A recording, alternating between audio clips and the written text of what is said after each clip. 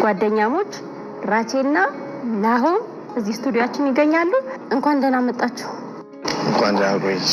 ራቼ ከአምቦ ናሆም ከአዲስ አበባ። እስቲ እንዴት ነው ጓደኝነታችሁ የተገናኛችሁት የተመሰረተው? ከሻንቆ ጋር በቲክታክ ነው። ባይዜ በአካል የተገናኘ ነው።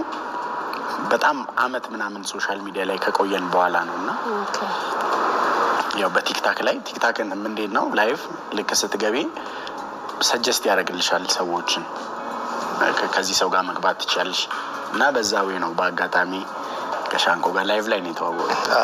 በአካል ሳትተዋወቁ እዛው ላይቭ ላይ ነው ሞሩ በጣም የተዋወቁ ነው። በጣም የሚገርም አጋጣሚ ነው። እስቲ ቲክቶክ እንዴት ነው የጀመራችሁት? መጀመሪያ ቲክቶክ አጀማመራችሁ ላይቭ ሳይሆን ቲክቶክ የጀመራችሁት እንዴት ነው?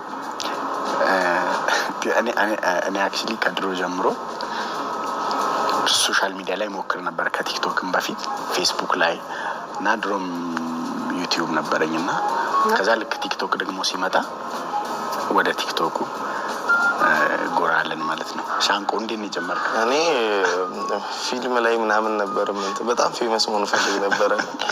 ፊልም ምናምን ሞካክር ነበር። ፊልም ሰርታል? ሰርቻለሁ። ያው ጀርባዬ ነው የሚታየው።